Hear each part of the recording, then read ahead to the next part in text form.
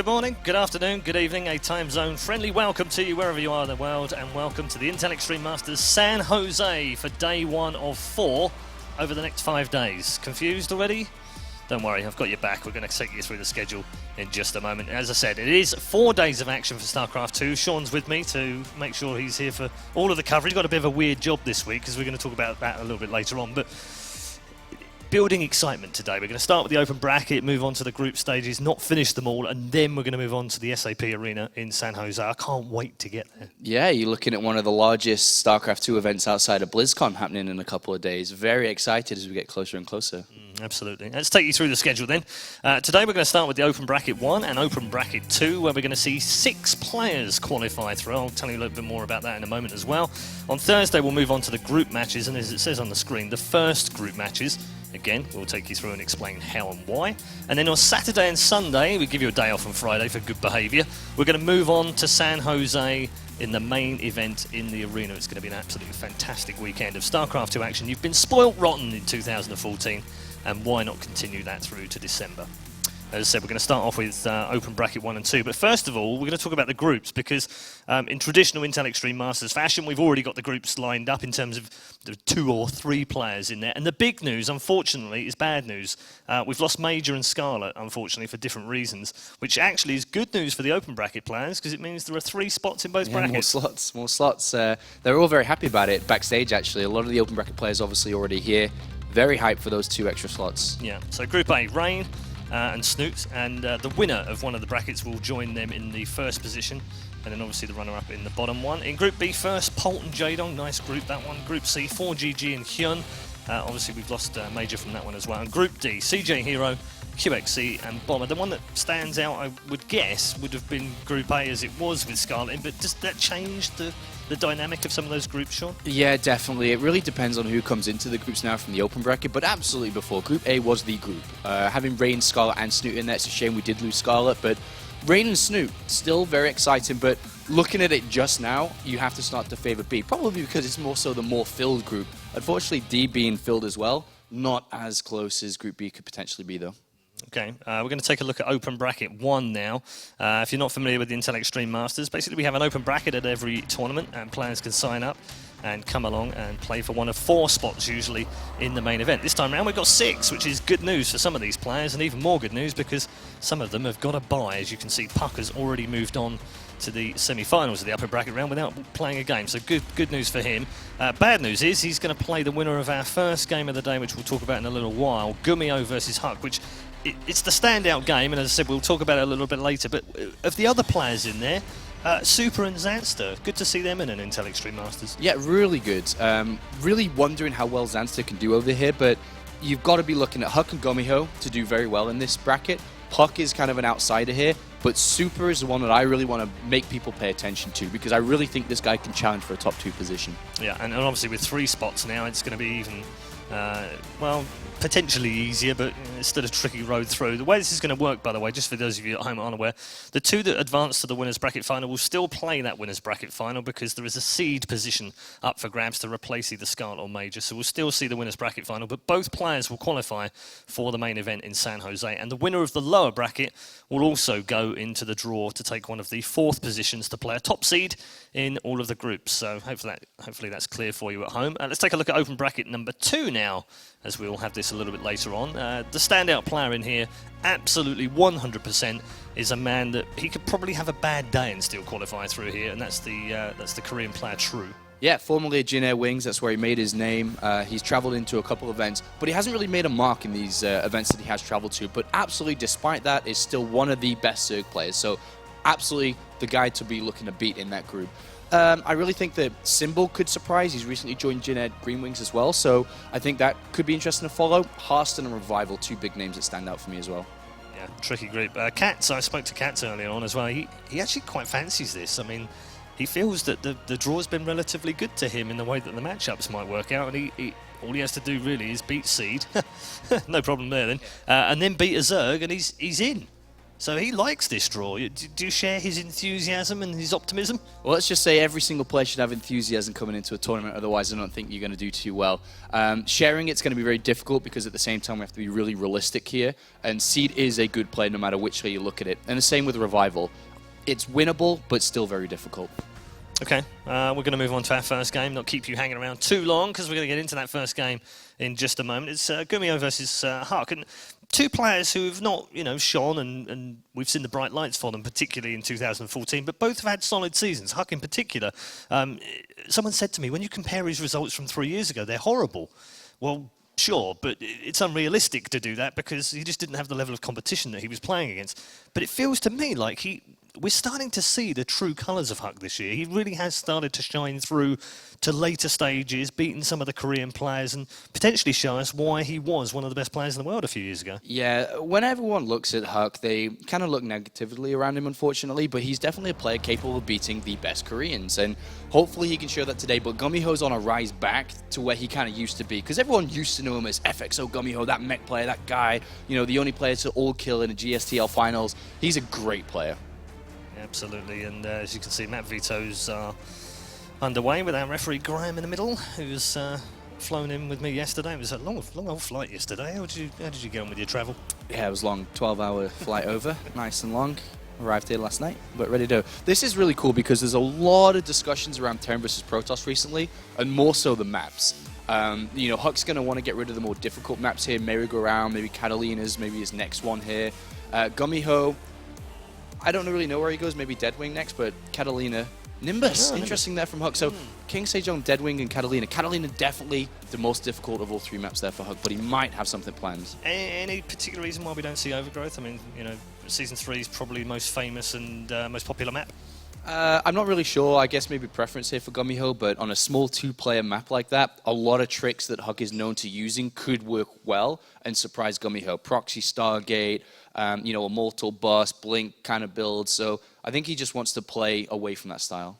Okay, prediction for this one? Do you fancy the Korean, or do you think the Canadian can snatch a win here and maybe put himself into contention for a place? Yeah, the thing is there's a lot of, not a lot of information, but there is information out there on Gumiho recently because he started to play actively and do well again. And I know HuK's practice, so inside knowing that type of preparation, you can start to lean towards HuK here. But at the same time, Gumiho's going to make sure that he's not just going to be as simple to read as that, and I think he's going to probably win this. All right, okay. We'll find out whether Sean's prediction is true as we head over to the commentary team. And don't forget, if HuK wins this, we get that commentator's nightmare of a match next, which is Puck versus HuK. Let's go over the first game of the day, though. It's Gumiho versus HuK with your commentary team. Enjoy. All right, thank you very much, guys. And we're going to be getting into series number 1 of the day of the entirety of the Intel Extreme Masters San Jose in just a little bit. With myself, Kyle Laris, and of course, Todd here. Todd, our resident Protoss expert, has been looking forward to this one. It's going to be maybe even the highlight of the day. This could be a good series. I don't want to steal the spotlight of resident Protoss expert from Roddy, too. He's up there, too. He's almost Grandmaster. But yeah, HuK versus Gumiho here. Already, I'm kind of focused, on the map vetoes. We had some interesting series take place recently involving Gumiho, which was in the finals of an online tournament, up against Sparting. Yeah. I just rewatched that, so I'm going to be covering a little bit his build orders and what he likes to go into and how this develops against a HuK who has studied these VODs as well. I think overall this is a pretty cool matchup from what we've seen overall. As I said, HuK has really kind of been on the resurgence as of late. 2014 compared to his previous year has been a pretty good year for him, of course, compared to 2013. So getting into this, we have our Protoss player to start things off, HuK. And unfortunately for him, during the qualifying processes for this tournament in particular, he actually fell to a lot of Terrans. If you look at the USA qualifier, he eventually fell out to QXE, and then going over to the American qualifier, fell out to QXE, and then Intense, who has just recently been added to the open bracket. So this is the last opportunity for HuK after a few attempts getting in to actually get a spot there in San Jose in the end. I think HuK lost the last 3 times against Major when he faced him too. And, statistically, Terran is his worst matchup. He's also one of those vocal Protosses, much like myself. We always end up tagged in the same tweets. You do. I see a lot of that. So, yeah, he struggles against Terran. It's no secret. But now he knows that he has to play against Gumiho for quite some time. He's had time to prepare. So we'll see what solutions he came up with, maybe. And again, having those VODs to study from, the one games of Gumiho against Spalding that he played not too long ago, it's always gonna help, in having at least a bit of an idea on what the opponent might do. Yeah, definitely. And then, of course, on the other side of things, we had Gumiho, a guy who, as of late, to be honest with you, has been a bit on fire when it comes to his online performances. Right now, in his previous week or two's worth of games, he's 23 Series 1 and 1 lost, which was two-parting the series that you have been looking at quite in depth just before. So, and that was a close series in itself as well. So Gumiho, as of late, has been really on the rise since joining Invasion Esports.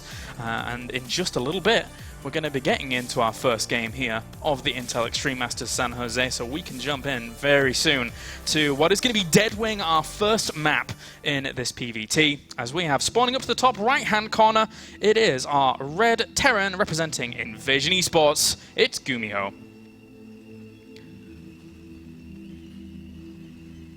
And down to the bottom right-hand corner, it's our blue Protoss. Representing evil geniuses, it's HuK.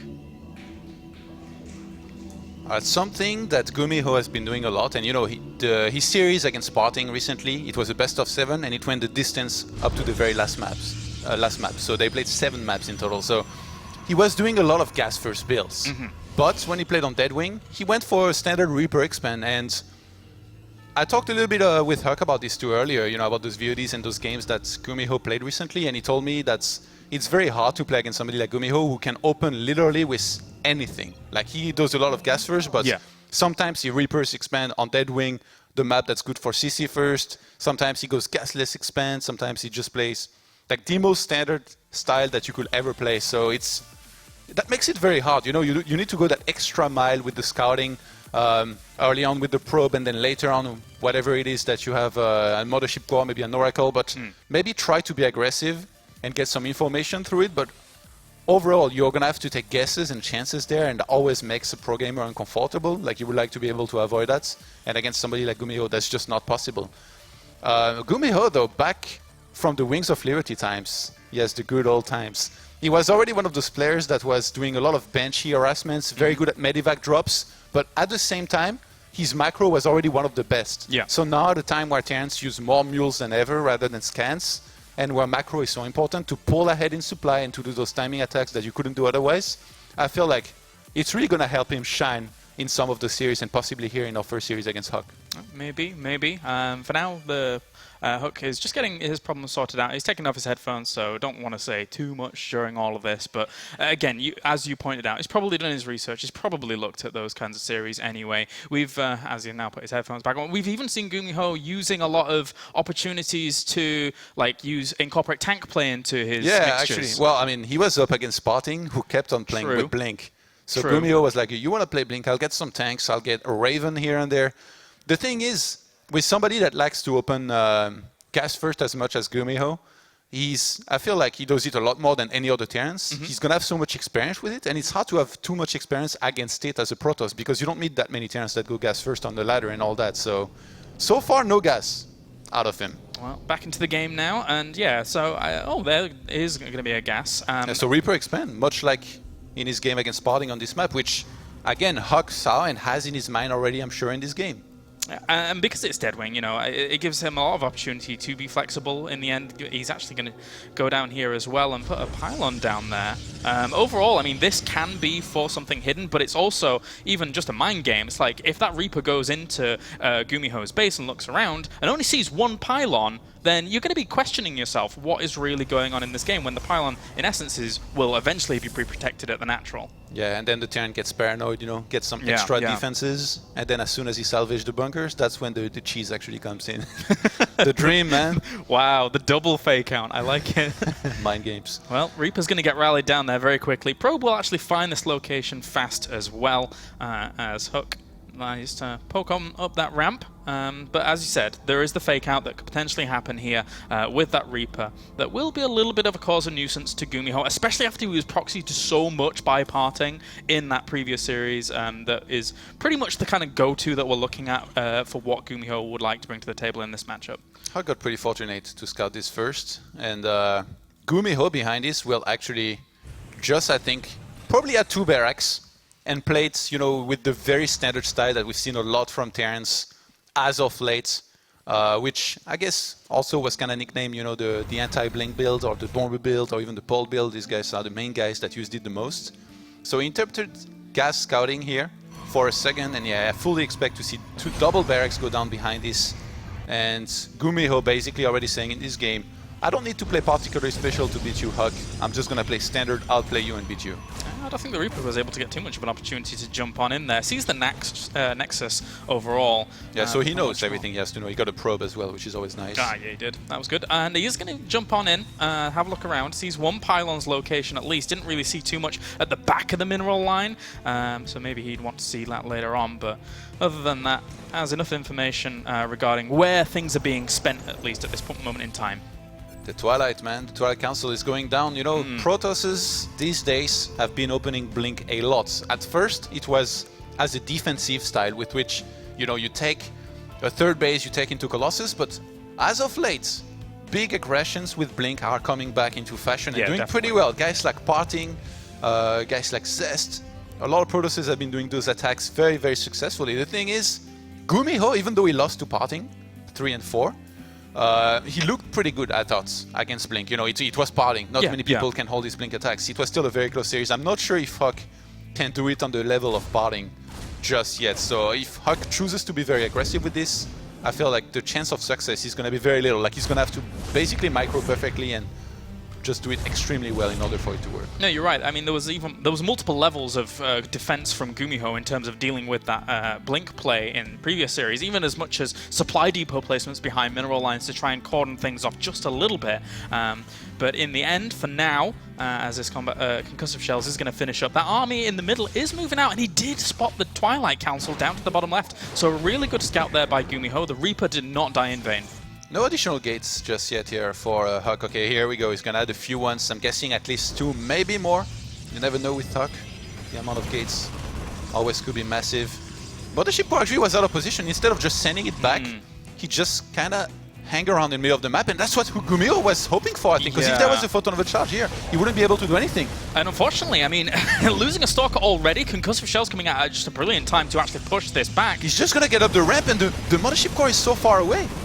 This is really not going to be good, because where by do the you time he even overcharge? gets there, he's taking so much damage. Where do you overcharge now? That's a great point. He's in between these bases. Unless you had a sentry to force them into one location or another, which he doesn't have right now, it's a bit of a big damage dealer here. He's already going to get another Stalker, maybe even another one, and then he could easily just walk up into the main and gets the mothership core as well. This is great damage done by Gumiho very quickly. There's so many units. I think this might be it. How does HuK defend this? He's going to have to pull the probes, and he's going to lose so many of them. Yeah, one Stalker again is going to end up falling. Oh, nice blink there back by HuK, but he's lost so much of his economy in this small little push out, which, I mean, Gumiho knew the positioning of that mothership core because it was trying to harass the mineral line, right? So why not push out with something like this and force the recall and no photon overcharge? There you go, GG.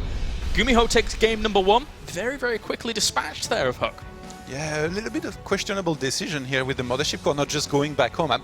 I don't know, I stopped paying attention to the mothership core because it was halfway through the map, so I was sure it was going to be there on time.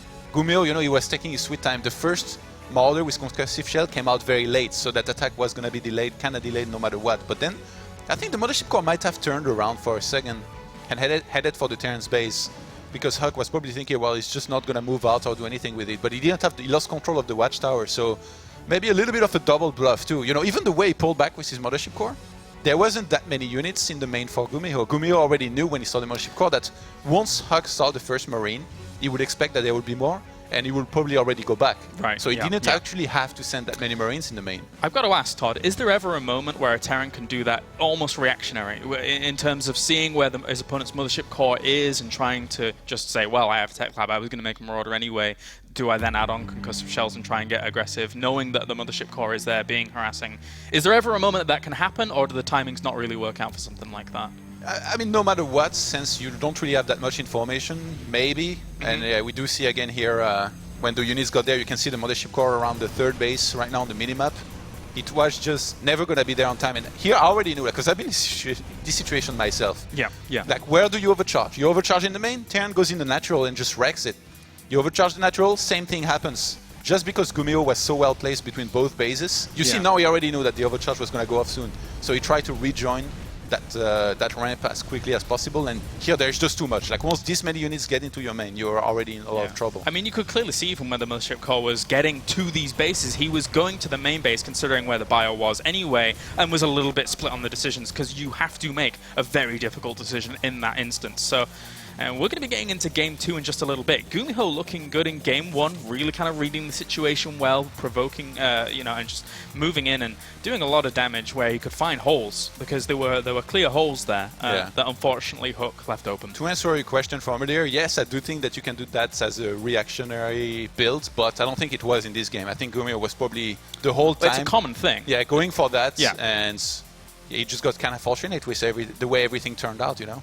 Yeah, he did well with it. Did well. Well, King Sejong Station is going to be map number 2 between these guys. Again, overall, in the most recent tournament ladder pool, King Sejong Station for me is kind of even the fallback go-to map that people find a lot of stability in. But Gumiho, we have seen him even in the past series going for tanks and things like that. There is an exploitable location on this map, so maybe he wants to do something like that. Anyway, let's get into it. Game number 2, as Gumiho currently leads 1-0 between him and HuK. And spawning up to the top left-hand corner, it is our blue Protoss representing evil geniuses. It's HuK. Is it time for the gas first, Kailaris? I think it's time for the gas first. After winning the first game so convincingly, this is the build that Gumiho used on this map against Spotting. Defended the blink, all in, /aggression, very well, and ended up winning that game actually. So well, we'll find out in just a little bit, as we have spawning down to the bottom right hand corner our red Terran representing Invasion Esports. It's Gumiho, and as you said, the gas first could come along. It's a build that he has used a lot. And it's a scary one as well. And for HuK, he's on the back foot right now. He is one game down. He needs to play this very, very carefully. Going down into the lower bracket when there are 2 spots available from the upper bracket is not something not a position you want to be in, because if you in the first round of the open bracket go all the way through to the winners match and get one of those spots, that's only 2 series that you've really had to play today, as opposed to going down to the lower bracket. Gumiho, man, he mixes it up so much, and it looks like he's going to be a CC first. Against right, Spotting already, you know, he was mixing it up so much. Like, second hidden barracks on Catalina, which, by the way, will be the 3rd map in this series if HuK was to win the 2nd map. And here a CC first, a build that I don't think he used in his 7 games against Spotting, so surely HuK might not expect it. And since HuK, I'm not sure if he's going to scout. Yeah, it looks like he's going to scout, so that's good for him. Scouting this early is going to be able to know exactly what he's up against, and from there already start taking decisions. The thing is, on this map, if you go for a blink and you scout it early, much like on Overgrowth, Terrans have so much experience in defending these attacks because King Sejong Station has been around forever compared to the rest of the maps. So it's going to be difficult for it to work, I feel.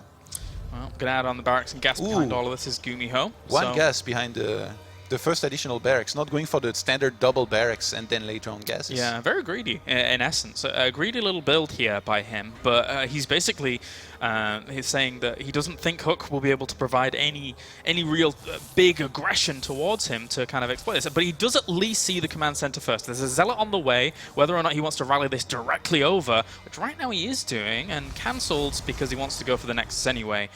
So overall, he's evaluated the situation, seen the command center first, doesn't want to fall behind too much in the grand scheme of things. What's Gumiho's plan? Does he want to go for a Reaper here? No. He had enough gas, just because, you know, much like when you open standard Reaper, you know, on one base, you get the barracks, then you get the refinery. You perfectly have, I guess, just a little bit below 50 gas, you know, when your barracks finishes, so you can start a Reaper ASAP. But here it looks like he might just want to get a factory behind this, and Gumiho, he just loves to open factory and then starport quickly. Like, I feel like, much like many Protosses are either very good at Stargate or Twilight play, Gumiho is just so good at starport play. Like, his medivacs always dropping in the right place. He macro manages very, very well, while he always macros basically perfectly and spot on at the same time. Yeah. So he wants to use that to his advantage. And, you know, I covered this a little bit before. Back in Wings of Liberty, he was one of those first players to really play insanely well with Banshees in a lot of his games, and at the same time, you know, getting a lot of Bioforces, expanding, which at the time, you know, It was a lot Yeah. more difficult than now. Like, people weren't as good. It was a lot of multi-pronged harass that he used to do, and Yes. he was one of the first real kind of innovators to push that forwards. Of course, there were a lot of Terrans at the time that were really kind of being there at the very, very forefront, but Gumiho was one of them, and he showed that a lot in team leagues more so than individual leagues in terms of those performances. But for now, these 3 Marines are really looking for this mothership core. Yeah. Wow. Gumiho, by the way, getting the second gas here. You know, what I really like about him is that he seems to be aware of his strengths here. And he knows that since he's so good with Banshees, with Cloak or not, like I'm feeling like this in this game there, he's more likely to be Cloak than not. He can use those very well and just maybe sometimes surprise people. Like say, if HuK had opened here with a lot of gates and blink and skipped on the robo, like you occasionally do. That could have been so good for Gumiho. There was a great repair on that mule just before, as it had only just landed. He's trying to get it again with this Stalker, so a nice little bit of harass by HuK, but equally as good reaction position there by Gumiho, who, once again, he really wants that mule, but he's going to have to run into some Marines here, as they were previously out of position in the middle of the map looking for it in the first place. And he could HuK block. HuK He is could playing block. this. Block, block, block. Oh! Oh! He's trying his best. He's gonna get a Stalker. Yeah, it's definitely going to die, and this is really, really nice blocking tactics there by Gumiho, just to get even those little advantages in this game. Okay, HuK, he's playing this in the most standard way you ever could with, you know, with the Robo, the second gateway, which, by the way, this is the Sand or Stardust gateway, I guess you could call it. It's there to block at the natural in case there is a lot of bioforces coming in. So that they can't get into easily, you know, and overcharge really covers that area very well. They lose time. But now the drop's gonna happen, and you know what? HuK is a little bit paranoid. You don't usually get cannons this fast unless you're absolutely sure there's gonna be drops and they're gonna be dangerous. So he did just that. I don't really like the placement though. A little bit lower would have been better. Yeah, it would have been able to cover a bit more of that. But regardless, we have Tank as well as Raven on the way here for Gumiho. And as I said before, there are places where you can exploit tank positioning on this map. Yeah. Gumiho knows that well and truly. And is it maybe expecting Blink as well? Like, he didn't get much info Yeah. so far. Like, he never saw the Robo, he didn't see the additional gateways or any kind of Twilights. And I don't think he wants to use a scan just yet, so just getting the Raven tank and getting a third CC, Gumiho is just gonna wanna go into a 3-base setup much quicker than HuK. And then later on start attacking with a lot of forces. I mean, the Raven's cool as well. It just covers a lot of opportunities that HuK would have. If you don't know what your opponent's going for tech, Raven out is going to be able to cover against DTs, even like PDDs, etc. are going to be able to cover against a bit of damage from Stalkers later on. Auto turrets also soak up a lot of damage, but he finds a hole. He finds a little bit of weakness on this north side and kills off a few probes, gets on out of there. So that's a nice start for Gumiho. HuK dropped down a few additional gateways, but he's not getting any kind of robo base, so he's gonna get +2 ground armor and blink for now, I guess. This is a build that I've seen him do before a few times, but never really be that successful with it. And he took out, I really like that he took out the debris, by the way. You mentioned how, you know, you can abuse the terrain in the map with tanks. Yeah, yeah. So he's gonna be ready for that. If Gumiho was to head down there, he would need to have enough to win an engagement immediately against a HuK that, you know, could move down the ramp and engage into him. The thing is, having Immortals against tanks is really going to help. It really depends on how much additional bioforces to the tanks there is going to be to help cover them for Gumiho in order to decide if he wins the fight or not. You pointed out brilliantly before. I mean, everything that we've seen Gumiho do, aside from those little harassment tactics, was just preparation, because he didn't really know what fully was going on. Now, though, he's transitioning fully into, you know, a lot of Widow Mines, getting his bio play out. His third base has been claimed after he's seen pretty much everything on the other side as well, with that Helium poking around. So I think he's feeling pretty comfortable, even setting himself up a little wall on that third base, just to make sure no Zealot run-bys are going to come along. Where's your money, Kayla? Is Robo Bay or Templar Archives? I'm going to go Templar Archives. Okay. Do you not think Robo Bay is a little bit late here? Yeah, I mean, either is late. If you look at HuK's gas, he has delayed his tech so much, and it looks like he wants to commit to some aggression with the Blink Stalkers and Immortals that he has. The thing is, he's not going to move out with the Mothership Core just in case he gets dropped and needs the Photon Overcharge, which means he might not be able to retreat and pull back if things go south. And I mean, if you look at the supply right now, HuK is already quite a bit behind. Oh, actually his units, he's not paying attention to them. Yeah. Lost all of the shields on the Immortals, lost the a lot of sentry damage as well. That And bio, Gumiho's- that bio is looking to jump on these Immortals. It sees the opportunity very quickly, tries to pull back some of those bio forces as they almost got caught on those force fields, but in the end, the blink wasn't enough to actually focus down one of those medevacs, and he pushes his force away. HuK did nothing for this, really. Nothing. He's lost a lot of his army. Yeah, and Robo Bay actually was started, but very, very late. If you look at the amount of bioforces here for Gumiho, especially in terms of army supply, he's at 71 against 29. He's just going to go for it. Yeah, he's not going to let up on this. He's not going to relent. He's just going to keep chasing. If he can get another Immortal, that's going to be brilliant for him. There's not that many units here at all for HuK. The Photon Overcharge will buy him a little bit of time during all of this, but once all that's healed up, he needs splash damage. He absolutely needs splash damage. 12 minutes and 50 seconds, 152 supply for Gumiho. This gas macro is just ridiculous. And keep in mind, he was harassing with a Medivac very early on. This is such a solid Terran player that we're seeing right before our eyes. And this is why, I mean, I have on my notes, one of the top contenders, even in my opinion, for the tournament. He looks good now, does Gumiho. He's looking very on point. He had a lull for a long time, but as of late, he has looked phenomenal and could easily take a top spot at this tournament, but he's pushing forwards now. The force field's going to be able to buy a little bit of time, but there's just no units at the top of this ramp to fight this off for too long. It's going to be up to the sentries for a long time. Actually, first Colossus is going to come out soon, but I mean, no thermal lens just yet. Charge is on the way, but there's not that many zealots. The Stalkers, did they? I think they all died. 3 of them survived. That's really going to hurt. That's a big, big drop into this mineral line. And Gumiho's going to attack the natural at the same time too. It's perfect. I mean, he just has the force capability. There's no reason why he can't make these moves because he is so far up in terms of supply that Colossus, technically, yes, isn't being focused down, but it doesn't matter. He's taken so much damage. Oh, he dodged some insane friendly fire here at the natural, but I think Gumiho's just going to have too much regardless. He attacked just before charge and thermal lens were going to finish too. I guess thermal lens was about halfway, but he denied that. Picks up, gets out of there, goes to the third base, still pressuring at the natural as well, as unfortunately HuK is just stretched thin. He really has very, very few units to be able to deal with this. Macroing back home like a champ is Gumiho, and 2-2 is even now on the way whilst all of this is going on. He's killed off so many probes throughout this. He killed 20, so now he's on 79 SCVs, and in terms of production, I mean, Gumiho has so many barracks. He's started 2-2 already. Did you just say 79 SCVs? Yes. Jeez. All right. He stopped very late, actually. That's a lot of economy. Could have cut earlier, even gone for a 4th, but I don't think it matters. Wow. Well, yeah, it doesn't really matter.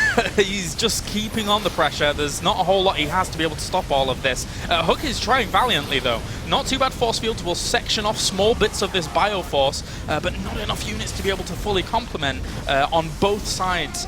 As the Colossi have been able to clean up actually things quite nicely. But again, it's his economy that's been hit. Whilst back at home, Gumiho has been playing his own game completely. That lone Immortal about to be rejoined by his second one. Now HuK, rather than making more Colossus, which he cannot because he lost the Robo Bay, or remaking it, he chooses to add Immortals to try and hold on a little bit longer in this game. But Gumiho is not going to slow down. Look at the minimap. There is like a line of Marauders. This is ridiculous, actually. In the middle. What is happening Don't here? need Marines, man. Don't need Marines when you got Marauders.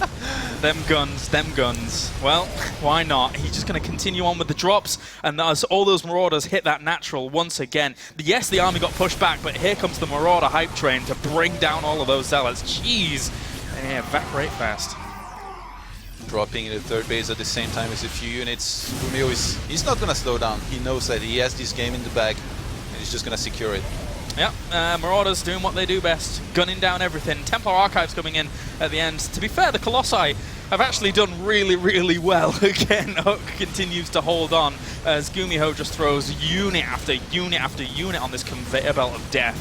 And, well... that one Medivac between the main and the third base is frustrating me so much. Like, it just cannot be shut down and keeps on dropping between both. Yeah. Like, those units actually got so many kills, all of them, like 5, 4, 4. He has no units to spare to go and clean it up, unfortunately. And 2-2 is now finished, and more bio is going to be sent into the main base. This is just brutality as he continues with this. 3-3 is on the way. Probes are trying to be made here as HuK tries to kind of gain some sense of normality again, but Probes are trying to survive, man. They're trying, but fourth base has been taken with a lot of mules. There's going to be more income, more economy, as... Wow, that is a lot of mules at the fourth base. So that's quite a lot of money that Gumiho is going to have. His production, actually, this is so ridiculous. Like, he gets so many units. Now he's added on the second star post. Like, this guy just doesn't slow down. No. Like, right now he has money, but why? Because he's maxed out. He's been doing everything right from the start to finish of this game. Yeah, and HuK is supply blocked here as well now because he just is. He's caught between a rock and a hard place. Gumiho not only hasn't slowed down, there you go, GG, 2-0 Gumiho. But he didn't only slow down for HuK to catch up, he just kept getting faster and faster and faster. And unfortunately, Gumiho was able to do extremely, extremely well off the back of his very, very powerful macro. Oh man, if I was Puck here, I would be pretty worried. Yeah. Because he's gonna have to face him later on, and facing a Terran like that, man, this is a little bit of a nightmare, I guess, for us Protosses that struggle versus Terran. Like, I really don't see many weaknesses, unless you really somehow like can catch him off guard, you know, throwing some Roddy build here and there. Like Parting tried to with a lot of proxies, etc. Yeah, I mean, I guess a proxy, if you catch him doing gas first, that can be good. But even that's like, he's got such a good micro. Oh, this is where a lot of, I feel that unfortunately it kind of unraveled for HuK trying to move out with this, and he took a lot of free damage on those models, as you pointed out, which then Gumiho was able to kind of jump on the opportunity of and really push that back. So unfortunately for HuK there, didn't go quite as planned. He now moves down to the lower bracket, but Gumiho looks strong there, looks like a contender not only, in my opinion, for an open bracket spot through into the groups, but I think he could be quite a fearful opponent when it comes to the main tournament itself. Yeah, I think so too. I wonder actually if he plays to his image, like knowing that people will have studied him and that he can do a lot of builds, or if he just mixes it up, kind of like, hey, I'm just gonna do this build this game. You know, kind of picks on the spots. Because here he played different builds than he did against Spotting, and I feel that's so interesting. We have like a complete Terran here that can literally do anything, and that's just so hard to play against. Yeah, he's looking good at the moment. He really is. But well, that does it for us. Without further ado, let's head over to Paul at the couch.